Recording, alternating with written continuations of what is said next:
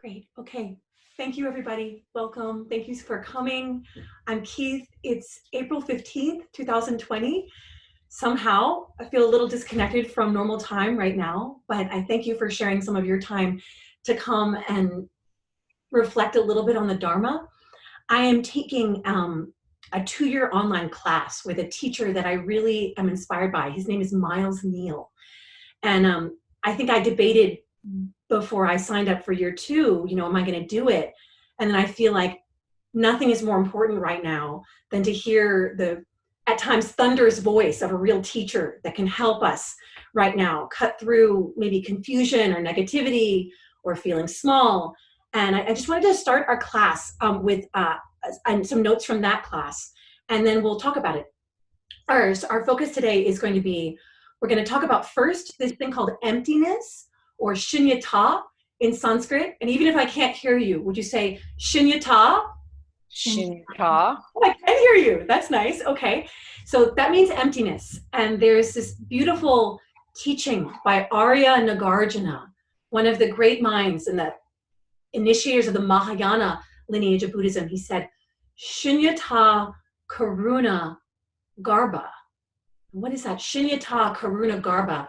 Emptiness, the understanding of emptiness is the womb for compassion. So you're a kind person. I know everyone on the call is a very kind person, but it said the ultimate compassion is the understanding of this topic of emptiness. And what emptiness means is, it means that we're all bringing our own perception to everything we see. And in a way, that nothing is fixed or stuck outside of us, but that we could touch something, and in our touching something, that thing would be changed. And that we're only going to reach out to contact others or the world as we already see them through our past lens. So it makes the work that we do, gardening our minds or not, incredibly important, not just for our own happiness, but for everything we interact with. We'll keep going with this. Let me read to you guys a little bit from these teachings on emptiness. What does emptiness mean? And this is Miles Neal speaking now. In the situation in which we find ourselves, I don't want to talk about these philosophies at a distance. What does emptiness practically mean? Does it mean that there's no pandemic? Does it mean that there's no one dying? Does it mean that there are no problems, so just sit back and relax? No, that's not what it means. It means that there is no fixed intrinsic reality from its own side. Everything is interdependent. It means that what you bring to a situation transforms that situation. So if you bring more scarcity and more toilet paper grabbing, we will make the pandemic worse. If we bring love and compassion, and we treat this as a training opportunity, and if we take responsibility for our shadow while we're siloed here in isolation, we will emerge as budding bodhisattvas of a higher degree. And that is because the situation is empty. It doesn't mean that it doesn't exist. It means that it's transformable. End quote. That was really helpful to me. I hope that raise your hand if you can resonate with any of that out there. Feeling that the way you approach the situation could have something to do with, or actually, I would say instead, has anybody out there, you can wave a hand, or has anybody out there felt stuck and that nothing they could do could transform the situation, and that they're very small and that there's no waves that they could send out? I know, thank you for waving your hand. I know I felt like that. I'm embarrassed to say, at Easter, something hit me on Easter. I just was like, I had no more energy. I had to lie down on the couch. I was like, I can't do anything more. The church over the internet is really not cutting it for me. That was my rock bottom low point. And then since then, I've kind of got my energy back, and I feel newly inspired. But emptiness, so this idea that everything, we may feel everything is coming at me, the situation, I'm blindsided, I'm helpless, what can I do? The teachings are asking us to, as Miles said so beautifully, I think, use this as a training and take responsibility for our shadow side that may be coming out big time at a time like this, especially when you're restricted in retreat with your own minds. Many people are very much alone. Other people have no time at all and don't have any alone time, and then are kind of going crazy in that way because they're constantly with others that they live with. But it's this idea that we can use this time, that it's not fixed and coming at us, but that we play a role in the heart. Here is the biggest magnetic field in the body. And that from our thoughts and actions, we can not change the situation, the news that we see, that we meet on our screens today, April 15th, but that we have a role to co-create the future that we meet. You know, we always hear this, that things are uncertain and that we have a role to play, but it's never been more unpaved than this. I mean, it's like, what is June going to look like? You know, does anybody have any ideas? So I think it's kind of, we could look at that as something exciting. You know, what do I want to bring to this? Now if this all feels a little abstract, let's talk about karma, because karma and emptiness always go together. They're said to be like wings of a bird. And karma kind of gets a bad rap sometimes. It might seem like, oh, I'm trapped by my past deeds. I don't want any of us to think about the past right now, or like, what did I do to create this? It's not about that. So what can each one of us do to help co-create the future that we want to be in? Because it isn't fixed. It isn't a pre-written ending. And that's never been more evident than now. Okay, so let's talk about beloved regular Dharma students. Many of you I've known for, you know, some like a decade plus. Supersizing. It's never been a time for us to do this more. 4 aspects of karma. First aspect of karma is that there's a connection between cause and effect. It's not random, okay? You plant, like I took my kids to the plant nursery today, this beautiful nursery on the West Bank. And, you know, we buy a zucchini plant, we're gonna get zucchini at some point. That's probably the most certain part of my summer right now. But anyway, so that's the first aspect, is that there's a connection between cause and effect. The next aspect is that the effect is greater than the cause. So the result will be larger than the initial seed. Hang on to that. It may feel really obvious, but when we get to gardening the level of our thoughts, we forget our own power often, and we forget that the seed state is right here. Okay, karma is, there's a correlation. Effect is larger than cause. Next one, effects that aren't planted, causes that aren't planted can't ripen into effects. I want to have a happy summer, but all I'm doing is dwelling in anxiety and fear and hoarding and separation. I'm not creating the causes for the thing that I want so much in my heart. Just something to think about. Then number 4, seeds that are well cared for, you can't stop them. They're going to flower. Sunshine, water, earth, care, it's going to happen. Here's how we put this into practice.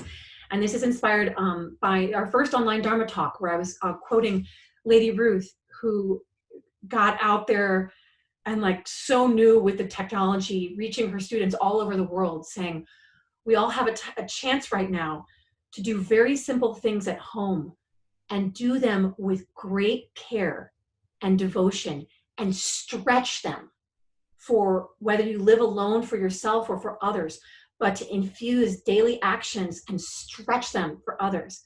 It's like yesterday, I was like cleaning the house again.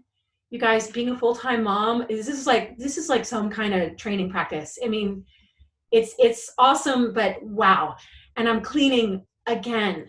And I was like, you know, ego is always like, why do I have to do this again? Can't they pick up after themselves? Da, da, da, da, da, da. And then part of that may be true, but also the way supersizing works, okay, if the seeds are in the mind, and the action actually comes from the thought first. So the seed is in the thought, the action is the plant. Then everything that you do when we are in our awakening mind, being budding bodhisattvas, using the friction that this time is bringing to us to sharpen us and hone us and focus us. Everything you do, you're cooking, you have enough groceries. I went to Good Karma today. I got to pick up, you know, how are these guys doing it? They're so awesome. Fresh produce, beautiful, healthy food, loaf of bread, incredible. And then, like, I think I'm lucky that I get to go to Good Karma, and I am lucky. And then there's the option, you know, it's like, do you want to leave a tip right now? I've noticed that because everything is takeout now. These people, I think they kind of, people are in scarcity mentality. So they're probably not leaving tips, And it's a time like this when we have the opportunity to go against the tide and be like, you want to leave a tip? Sure. Maybe it can't be, something big, but you're like, I'm going to do it. And you leave the tip. And here's the thing. In that moment, you take a snapshot and you say, may everyone in this world have the means to give to others right now and to protect others' professions. And you pause and you stretch that in your mind. And you actually imagine, it may seem cheesy, but man, instead of like spending time worrying about our problems or getting stuck and criticizing others, you take that time and you stretch it and you become like your own movie maker. And you imagine people all over the world tipping others. And you imagine the person on the other end being like, wow, that person, they recognize my humanity. They didn't just do the least that they could. They actually want to be a part of the reemergence of abundance. And you create these kind of ripple waves with everything that you do. And you can't tell me that that isn't possible with everything that you are doing throughout your day, with the way that you clean the dishes or take care of an animal. You could make the prayer, may all beings, all the animals everywhere have enough food, and may all the animals have enough shelter, and may all the lonely people, apparently the applications for, companion animals, it's gone like through the roof in New York City because people need so much, some being to take care of. I think that these are really positive signs of us shifting from this myopic, I, me, mine, only, me first, into looking towards our happiness coming from taking care of other beings. And that's the Bodhisattva path. And you guys know, Master Shantideva says this, I need to hear it like every day on the hour. All happiness comes from thinking of others. All unhappiness comes from only thinking about myself. The wise know this. That's my paraphrase, of course. But it's like, this is I love how Miles, my teacher, says, it's like we're in training right now and we're all are on the varsity team, whether we feel like we've got the skills at all, or he talks about it like it's training on the job right now, with your spiritual practice, with the way you apply it to your care of yourself and others, everyone you interact with. So emptiness, the fact that the situation isn't fixed, working with karma. And with karma here, we're talking, mostly I was starting with the karma of thinking, because even though it feels like often the world is coming at me, I open my screen and I go, in the morning. I read this hilarious Wall Street Journal article, and if anyone needs a laugh, just send me an email, and Keith@swamiriveryoga.com. And the guy said, every morning when I read the headlines, I just want to go and make a frozen pizza and eat it all by myself. And I love that, because it's just like, oh my God, what am I going to do here with this time? But it's also, we're all getting kind of like, I keep thinking of feeling like a pencil, like we're all getting sharpened and sharpened and sharpened. And like old things are wearing away. And we have an opportunity because the summer really is empty. We really don't know what's coming. And that's wild. I don't think, maybe after Katrina, I don't know if it's ever been clear how actually empty or unformed it is. But like, we see it now. In a way, you could say like your mind has gotten amplified to seeing the open potential of everything. But then it's, again, from my teacher, he's saying, but then it's on each one of us a karmic responsibility to work with our minds and infuse our practices now towards the positive, not to be ingenuine. Like I was telling you guys, I like teaching through transparency. Like on Easter Day, I just hit rock bottom. I just had to lie down. I was like depressed. I have no energy, and that was real. And yep, what goes out, what goes down must come up also, so I'm back now. But we have a chance now, because it isn't fixed, the future, that the way that we reach out, each one of us are only one being, right? That do have a magnetic field that we affect others with. But what about even just the amount of people that are on this call, or the amount of people in spiritual communities all over the world that are looking to be a part of, not with the answers logistically for how we're going to fix this, but looking towards that idea, we can infuse this time with greed and hoarding and worry, or we can infuse it with compassion and the realization that we've always been connected and it's never been more obvious than now.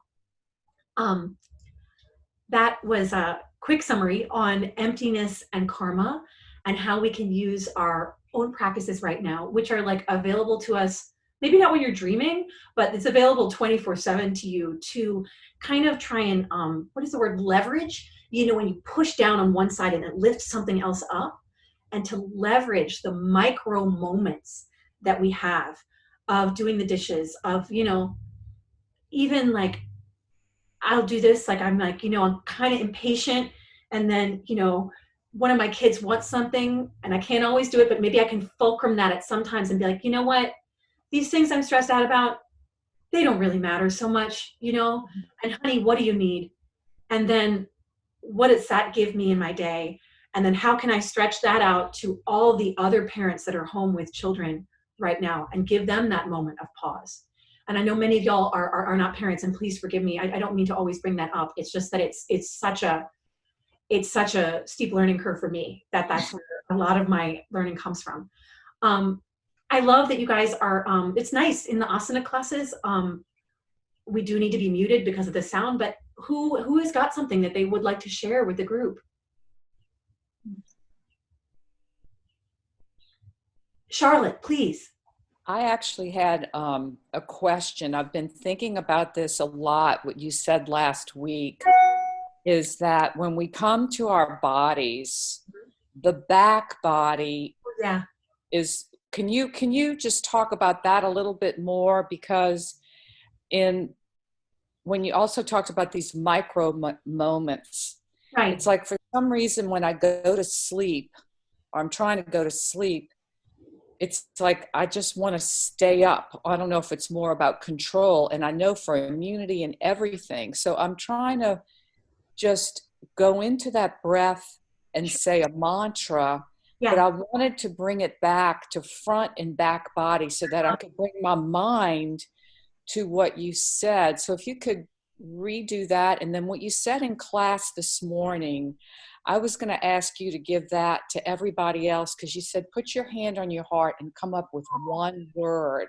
So those two things, if I could hear you teach me again, would be so helpful. You're helping me, Charlotte. So this is from, I got this from Anusara Yoga, and this is the idea in Anusara. And Ainsley and I think Lauren and I were doing the Anusara immersion 2007, Wild Lotus. It was awesome. So much to learn from that lineage. The idea is, and it's funny, in my science classes, I have to do at Loyola now, I get some of this. The back body is the universal body, because if you think about like a four-legged animal, for some reason a dinosaur is coming to mind, but in general, the back body is the more bony. It's going to protect us from the outside world. It's like that's the shield that protects our internal organs. It's what we show the world. That's the universal body, the back body, kind of in the way that we look the same, right? Like an animal in the back body, they look more similar then. And then the front body, which is so much more vulnerable, is better access to the internal organs. That's the personal body. So I love that mirror, and we have it in asana alignment, how we need to do both, right? Some of us are, it just depends on what you're going through, but I have it, both of them at the same time. So that's individual body meets personal body. Charlotte, I've had, just to touch on the sleep thing, I have been sleeping so great until past couple nights. And something that's been helping for me, and I got a forward from Trinity Church today that my mom sent my way also. And it was just such a good reminder, if you are a theistic person, to be like, it's never been more clear that we're not in charge of everything. And that we're not the ones in the driver's seat. Borrowing from Anne Lamott, that marvelous writer, she said, great. She's so amazing, right? Sometimes I take Marion to the Whole Foods, which now I don't want to go to because it feels like a police state. But anyways, and I put Marion in the driver car, And I mean, she is like, I'm in charge of everything, you know? And borrowing from Anne Lamott, she says one of her friends had said that was a metaphor that when you kind of have a spiritual awakening, you start to realize, I always thought I was the driver, but really you're just that kid in the grocery cart and a bigger forces are driving you. So that helps me at night. And from another one of my teachers, it's just that like, let me offer up this day. Let me offer up the good. Let me offer up. The breathing with the mantra Yes. is, to me, that's because the life, I mean, where does all that breath come from? Exactly. You know, I have it for this moment, but I wanted to, so it's the individual or personal body. Yes. And back universal. Exactly. And then together, all of that, which is surrounding all of us, yes, is this breath yeah, or this energy which we're connecting. And when I read it on the website, you can really feel it. When I see everybody's face come up, it's like, it's true. You do feel it. I mean, you really do feel it. It's completely different. It's completely different. Yeah. I think that I heard some, I mean, anyway, I think it has something to do with the mirror neurons in our brain, that it literally has a different effect because we're made, neurologically, we're made to read faces, not just, isn't it be interesting if this changed technology forever? But that's why it has a different effect on us. It's like the amygdala that like, I'm alone, I'm afraid, can begin to get de-escalate. Okay. So just a couple more things on the front and back body with our work with our own challenging emotions, which is like a lot, you know, like there's a lot right now, and there's frustration and loneliness and all these kind of things. The way we do it without spiritually bypassing, but without being, I'm just obsessed with me, you know, is you kind of do front and back body too. You say like that moment of like that moment, how about this? On Easter, when I kind of hit rock bottom, I just had to lie on the couch, which is like, that almost never happens to me. Then I was like, you do it. You don't deny your own feelings. The front body is, I feel this sorrow and let me breathe it into my heart, back body, for everyone in the world that feels this right now, this moment. And how that changes your own personal experience, it's supersizing. You're using what you're really going through and making it into like, it's like if the body has a magnetic field, you know, and we're literally, I say the same thing over and over again, and you guys are patient with me. It's Barbara Stoller Miller says, we're transforming individual emotions into virtue by saying, you know, this grief that I feel right now. I read another great article. It said that weird feeling you feel right now is called grief. Like grieving for the old way of life and not knowing what's coming makes perfect sense right now. I'm breathing in this feeling of grief. And it's like my teacher said, take responsibility for our shadows while we're in this retreat. And I'm breathing out for everyone that feels this kind of grief right now. And I mean, that's some kind of practice right there. That's going to change. We're growing like heart strong, I think, a lot stronger emotionally because of doing all this. Last thing, and then I'm going to hop off because wonderful Sarah Bonar is teaching chakra yoga for me because I'm having trouble with the connectivity in my asana classes. So, but this is the last practice. It's so simple. This is, you just make it one thing. Like for me, because of the kids, it's been either patience or hope. You take your hand, magnetic field in the hand, magnetic field at the heart. You say, what's the one frequency I need right now? And for me, I think on Easter, it was like, once I started to get off the couch, I was like, hope, hope, hope. Or maybe you need patience, or maybe you need forgiveness for yourself, right? You know, it could be acceptance, trust. Such a good one. Yeah. I'm so happy to be here with all of you guys today. Thank you for joining us. In 1 minute, does anybody have anything final they want to say? It's really special to see all of your faces. Okay. Thank you. I love you guys. I'll see you very soon. Have a wonderful rest of your day. Namaste. Love you. Okay.